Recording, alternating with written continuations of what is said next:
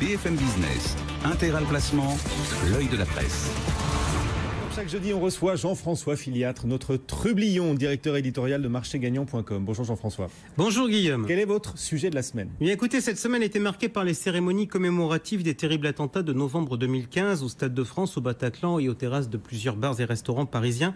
Des attentats qui avaient été suivis par l'instauration d'un état d'urgence terminé depuis le début du mois suite à l'adoption d'une nouvelle loi antiterroriste.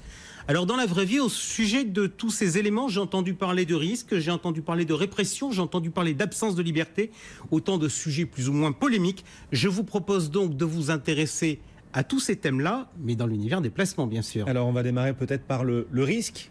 Oui, la France, patrie du principe de précaution, a désormais conscience que le risque zéro n'existe pas. C'est vrai, côté terrorisme, Nice et d'autres ayant suivi le Stade de France et le Bataclan, qui avaient eux-mêmes suivi Charlie l'hypercachère, mais l'absence de risque, on le retrouve à peu près partout.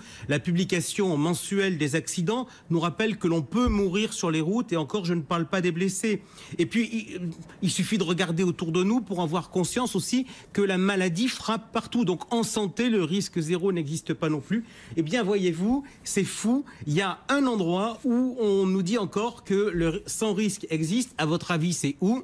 C'est dans l'univers des placements. On l'entend souvent dire pas de risque sur les livrets, les fonds euros, les fonds garantis. Et moi, je vous dis, c'est beau les bobards. Vous voulez nous dire que le sans risque n'existe pas non plus en matière de placement ? Je pense qu'on est mensonger en prétendant que le risque n'existe pas. Prenons les choses très rapidement. On commence par le fonds en euros. Aujourd'hui, sur la majorité des produits qui sont proposés, le capital n'est plus garanti à 100% à tout moment. Alors, prenez les conditions générales de votre contrat pour en avoir le cœur net. Regardez les valeurs de rachat au cours des 8 premières années. C'est là où, au-delà des blablas, on voit les engagements contractuels de l'assureur. Et que constate-t-on ? Souvent, 100 € versés, valeur garantie, 99 et des poussières au bout d'un an, un peu plus de 98 la deuxième année, de 97 la troisième, ainsi de suite. Autrement dit, si on fait de l'information honnête et non de la manipulation de foule, faut arrêter de dire que les fonds en euros sont garantis. Soit, mais il y a les livrets, il y a les fonds garantis. Effectivement, vous avez raison, c'est garanti tant que le garant peut payer. Mais que se passera-t-il si le garant ne peut plus payer ? Alors vous me direz, il y a des fonds de garantie, et je vous rétorquerai en vous disant, mais combien il y a d'argent aujourd'hui dans les fonds garantis qui existent aussi bien dans le secteur bancaire que dans le secteur assurantiel ? On pourra continuer notre débat longtemps. Donc pour le clore, Guillaume, permettez-moi de vous poser 2 questions. 1, est-ce que nous, journalistes, nous avons dit un beau jour que les SICAV monétaires étaient sans risque ?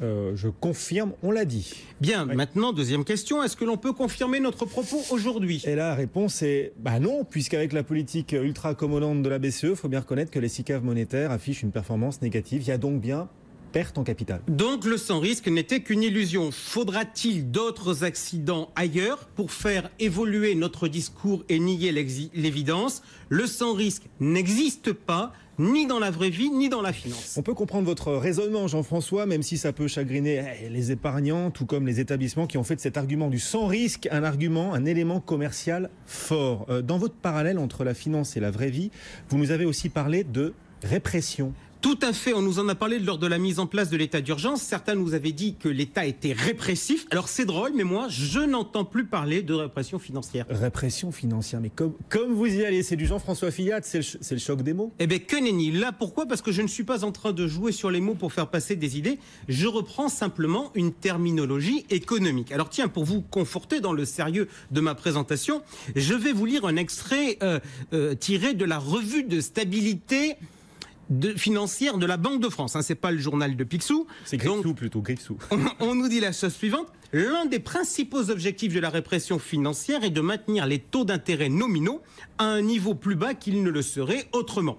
Toutes choses égales par ailleurs, cela réduit la charge d'un intérêt pour l'État pour un stock de dettes données et contribue à la réduction des déficits. Eh bien, en pratique, si l'on regarde les règles qui sont imposées aux banques et aux assureurs pour faire leurs investissements, si l'on prend en compte le fait que la Banque Centrale Européenne rachète massivement des emprunts sur les marchés, eh bien, on constate effectivement que tout est fait pour maintenir les taux à un niveau artificiellement bas. C'est donc de la répression financière. Soit, mais pourquoi en parler aujourd'hui plus qu'hier à cause de la fin de l'état d'urgence ? Non, en fait, à cause du dernier chiffre de l'inflation pour la France. Allez, Guillaume, jouons. À combien est aujourd'hui l'inflation dans notre notre beau pays. On est à 1,1% selon les derniers chiffres de l'INSEE. Alors pour mémoire, il y a de cela un an, l'inflation n'excédait pas les 0,5%. Donc elle accélère. Autre question, quel est le taux de rendement des emprunts d'État à 10 ans aujourd'hui? On est à, je regarde là, 0,6% en ce moment, ce matin même. Soit peu ou prou, la même chose qu'au début de l'année. Donc, d'un point de vue économique, on peut faire le constat suivant. Nous sommes passés de taux réel. Le taux réel, c'est quoi? C'est l'écart entre le taux qui est servi sur le 10 ans et l'inflation. On est donc passé d'un taux réel positif à un taux réel négatif. Or, que nous dit notre petit papier de la Banque de France? Il nous dit, cependant, lorsque la répression financière aboutit à des taux d'intérêt réels négatifs, elle devient un transfert de richesse des créanciers épargnants vers les emprunteurs. Bref, sous nos yeux nullement ébahis, on est en train de rincer les épargnants. Monétaire, performance affichée négative. Livret A, rendement 0,75%, rendement réel négatif. Emprunt d'État à 10 ans, rendement réel négatif. Par ici la monnaie. Bref, aujourd'hui, discrètement, on tond les épargnants. Et c'est vrai aussi sur le fonds en euros? Alors là, on n'y est pas encore, mais ça approche. Et ce sera amplifié en fait par la hausse prochaine de la CSG. Si l'on osait parler de répression financière, tout le monde aurait dû monter au créneau pour se plaindre contre cette double peine. Pourquoi? Parce que d'un côté, vous subissez la répression financière sur le rendement de votre épargne, et de l'autre, on augmente la taxation. Il faudrait donc prendre une claque d'un côté et tendre la joue de l'autre. Voyez-vous, au passage, on ne m'ôtera pas de l'idée qu'on nous raconte des bobards sur la taxation du patrimoine. Sur le fond, on s'en moque de taxer le patrimoine. Le problème, ce sont nos retraites. Les déficits s'accumulent et à chaque fois qu'on a fait des réformes, on a touché à tous les paramètres, mais toujours seulement du côté des actifs. D'où la question, comment faire payer les seniors? Leur baisser leur pension? Scandale! Leur augmenter la CSG comme on est en train de le faire? On voit bien les réactions actuelles. En revanche, taxer le patrimoine, ça plaît à tout le monde dans notre société. Mais soyons clairs, comme ce sont les seniors qui ont le patrimoine, taxer le patrimoine, c'est avant tout taxer les vieux. Répression financière, donc pas de garantie même en matière de placement, vous nous l'avez dit tout à l'heure. On poursuit ce parallèle entre la vraie vie et l'univers des placements. Vous vouliez aussi nous parler de liberté. Effectivement, la dernière loi antiterroriste a donné lieu à des échanges sur les privations de liberté. Alors, Guillaume, question, est-ce que dans l'univers des placements, nous sommes dans une économie verte avec une totale liberté? Une économie ouverte, oui, 100%, puisqu'on peut acheter le placement qu'on souhaite. Personne ne nous empêche. Non.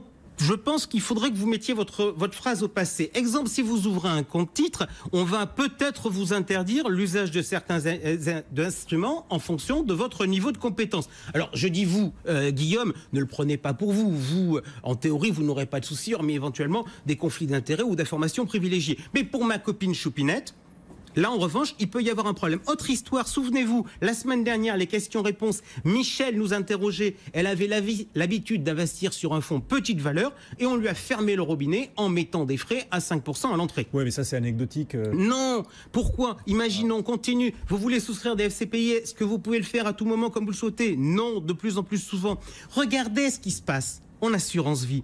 Maintenant, on vous dit, si vous voulez investir sur le fonds en euros, on va vous imposer de mettre 30% en unité de compte. C'est la liberté, ça, ou c'est de la contrainte? Au passage, d'ailleurs, pour moi, ces pratiques sont, à mon avis, juridiquement totalement contestables dans un certain nombre de cas.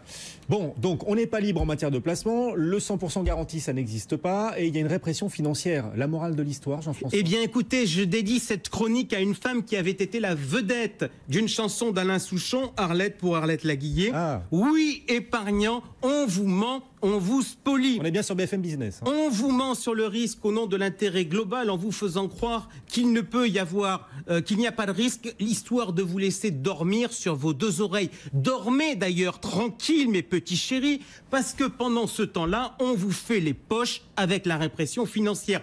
Et si au réveil, vous avez des velléités de reprendre votre libre arbitre, on ne tardera pas à vous remettre dans le droit chemin en vous disant « niet » pour le plus grand bonheur de l'État et des établissements financiers. Jean-François Laguillet.